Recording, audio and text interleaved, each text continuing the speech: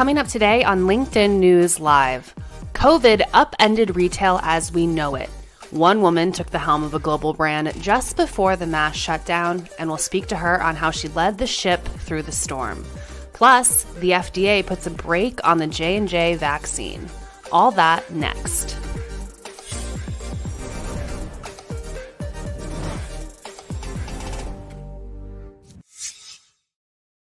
Hello, I'm Caroline Fairchild, and welcome to LinkedIn News Live, where the business conversation begins with you.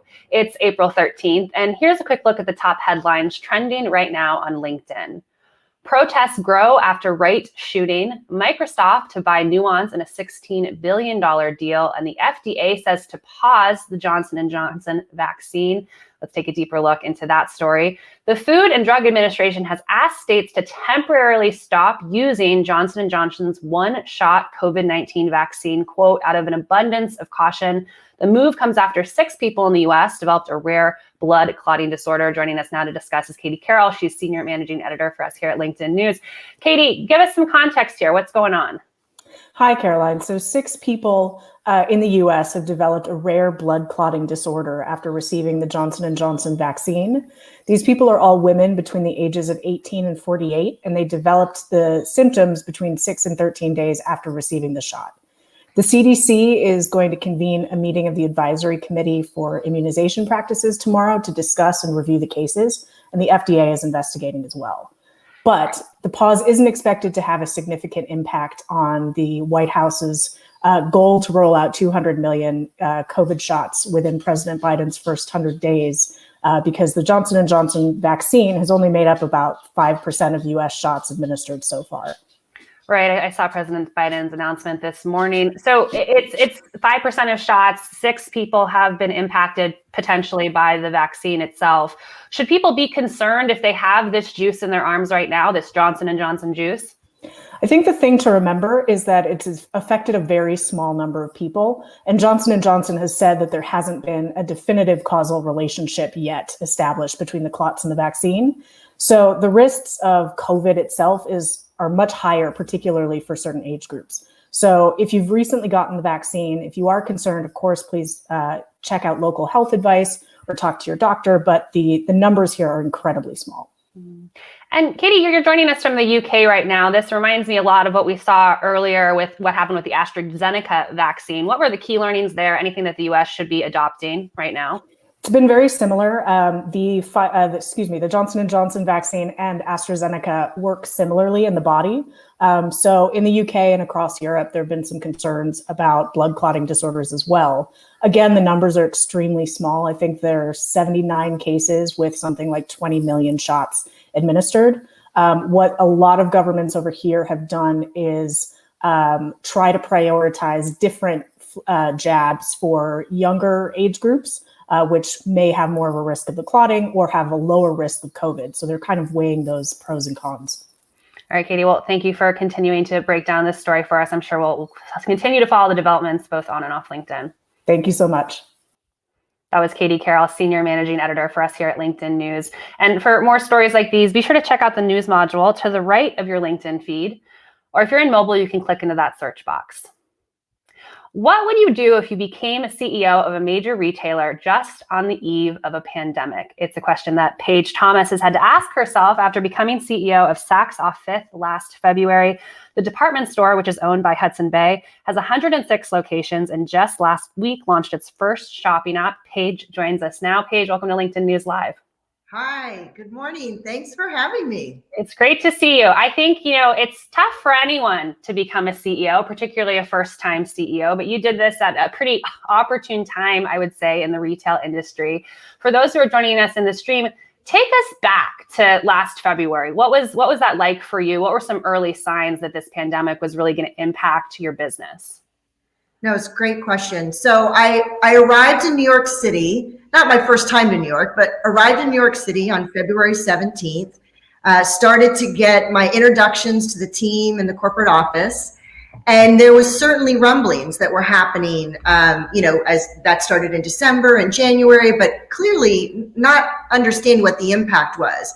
I would say within the first week, as teams were traveling in Europe and the discussion was becoming very robust, we had some immediate decisions to make. And I would say first and foremost was really about how do we, protect the well-being and safety of our associates. And while there was a big rise on the West Coast, which is where I was from, it very quickly became a big issue for us in New York. So fast forward 30 days, getting to know team members, getting what I call under the hood as to the business, the state of the business, we had to make a decision to shut all of our stores on March 18th. And that was definitely unexpected, not only for me as in my first role of a CEO of a retail organization, but in all of retail. So, 30 plus years in the business, and no one had been faced with that type of decision.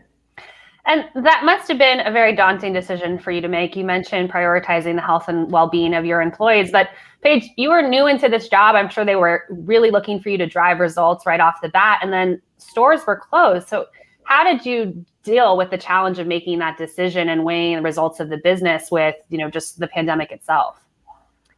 So, I don't want to undermine sort of the ease of that decision. There was an ease in the decision as it related to safety of our customers, really being grounded in taking the guidance of state, local government jurisdiction and doing the right thing.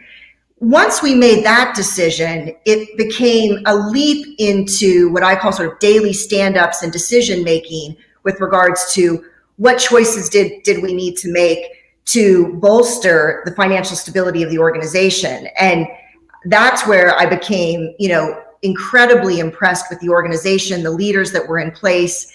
Hopefully my guidance made a bit of a difference as well, but it really became get people safe and then moving very quickly into what are the decisions that we can make to bolster and secure the financial stability. And that became a real challenge for many, many retailers. And I'm proud that our team has, the decisions we made every single day. And there was no playbook to that.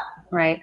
I want to unpack some of those challenges in our conversation. But before we do that, I do want to bring up the poll that we have for the members in the stream right now, which is relevant to today's topic, which was, we want to know, what was the first thing you bought in store post-opening that wasn't food? What was the first thing that you bought in store that you looked forward to opening after stores started opening up again? Paige and I are eager to see what you thought was the first thing you wanted to buy. And we'll have a conversation about that on the show today. But Paige, the pandemic has just shifted how people are shopping because it's necessitated that it shifted how people are shopping. From your seat, what has been the biggest acceleration or change in terms of shopper behavior? So, two key trends. The number one, obviously, when you spoke to it, the essential need to still purchase became the growth of digital. And while the digital business has been performing, exceeding expectation across the world of retail, it took a seismic shift. And I believe that customer sentiment is not just a short-term pandemic situation. It is an ongoing real shift in sentiment. And that's illustrated by the fact that while our digital business was very strong, immediately as we shut down stores, it actually got stronger, and we continue to gain momentum in our digital business. Part of that, I believe, is because we've doubled down on some initiatives, but customer sentiment has definitely shifted. The other key component is consumers' lifestyles have changed.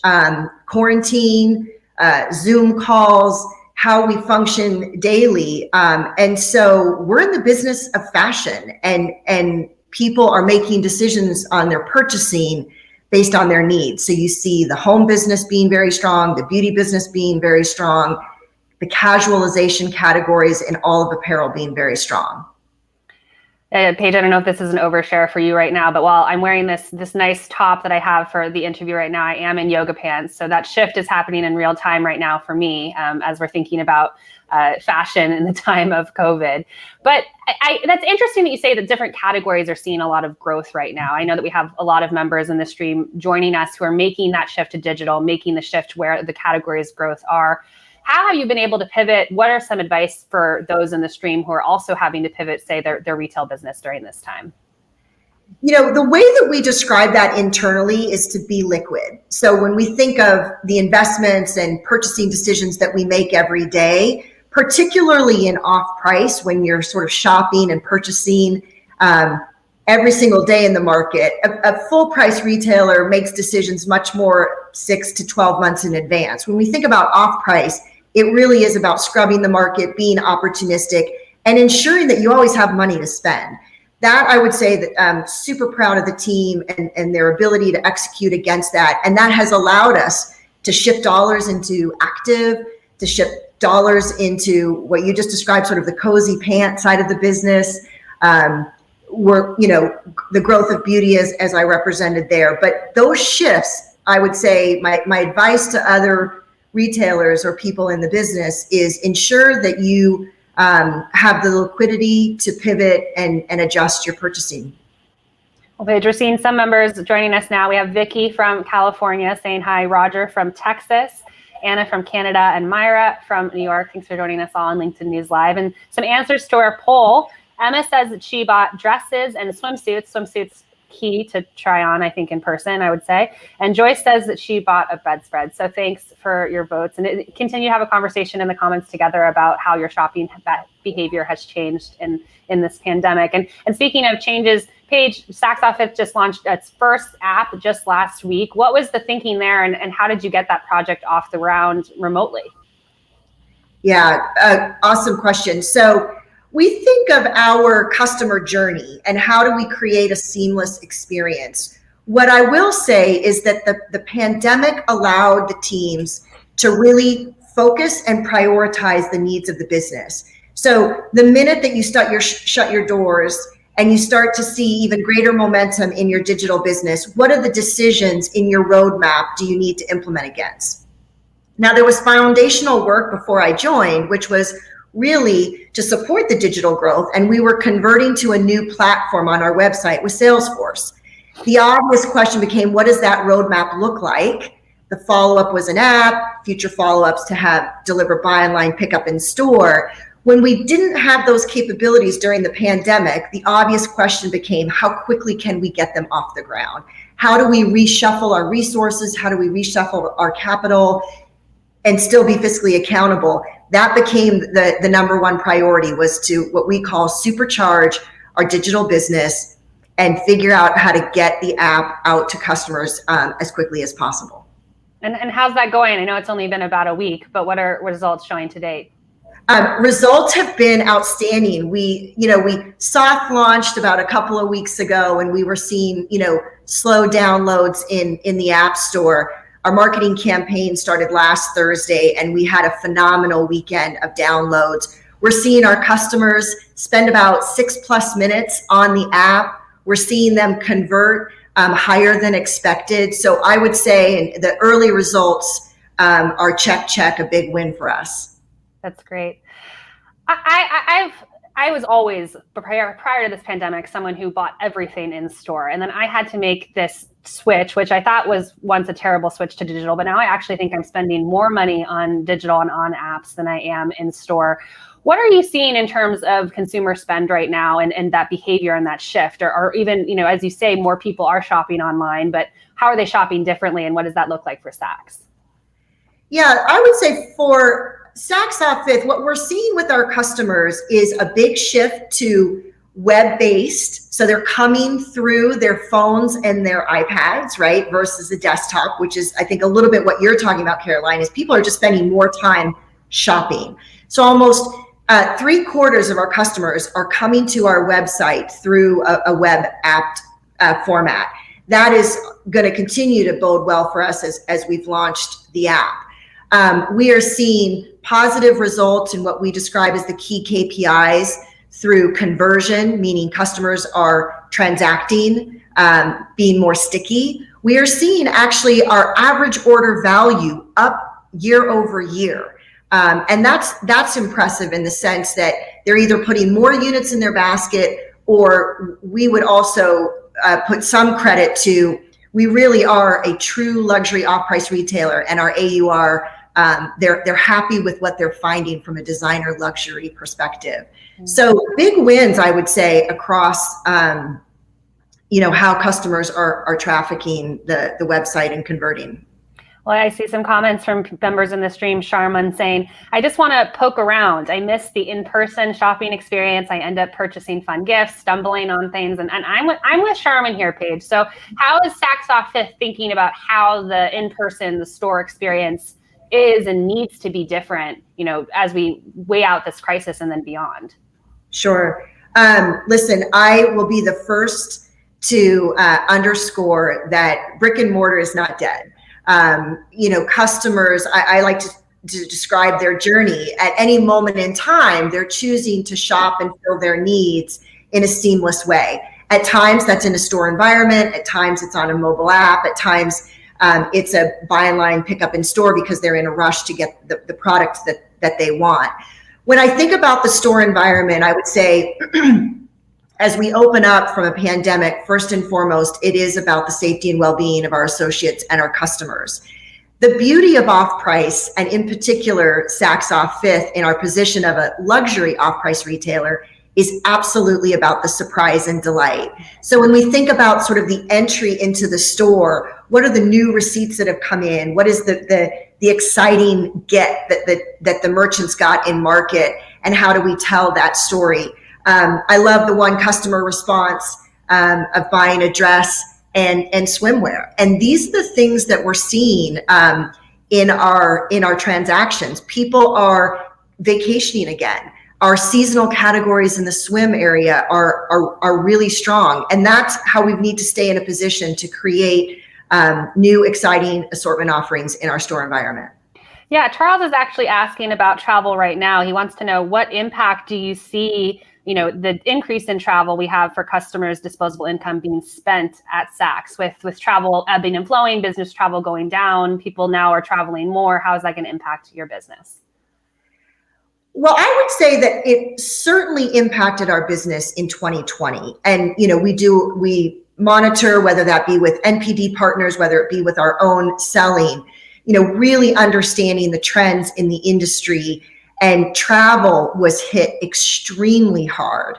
The interesting thing, and as I've said, I use the word rebound because that's our internal language of opening back up. In the last few weeks, our best seller has been a Tumi luggage item. And I think that illustrates, again, the customer sentiment that's changing and that they're ready to get back into getting on airplanes. I love that. I love that you have this unique perspective into how people are feeling about this pandemic right now, just based on what they're purchasing. That's great. Paige, you talk about the health and well-being of your employees, but I also know that, diversity and inclusion, you've been a fierce advocate of that throughout your career. What were your goals coming to Saks in terms of making sure that your employees were feeling like this was an inclusive environment for them to work? Sure. Our number one objective at Saks Off Fifth, and was a goal as I came in to really figure out how to stand this up. The number one goal is to ensure that we represent the communities that we serve. That's both internally and externally. And I think that if you can ground it in a simple statement like that, it really can drive the decisions that you will make. One of the first elements that we put in place, and there's no question, with the pandemic and the social unrest, it was more critical than ever. And it's always been critical. I've always been an advocate. I've always been on every committee that I could participate in, but it certainly came to the forefront for all retailers and our, Saks Off Fifth in particular. So that the immediate thing that we did was actually put together a council, a committee. And the committee was representative of all the business functions. We had DC participants, we had store participants, we had finance participants, marketing participants, and we had leaders all the way from an SVP perspective down to an entry-level position. That was a critical component for us to put together our council to define our goals, because it needed to represent the broader community, our associates, and what they saw were the real issues to get after. So I'm proud of that council work that we put into play and really started to establish our goals. And Paige, you mentioned the social unrest that happened over the summer and just this reckoning against systemic racism that corporations are having to face right now.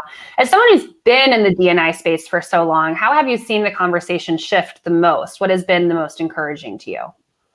The most encouraging to me has been the willingness of all of our team members to participate in a tough conversation. And I'm finding that more than ever, even senior leaders are putting themselves in a vulnerable position to say, I'm not sure what's the right path or how to navigate this. And I need mentorship, I need education.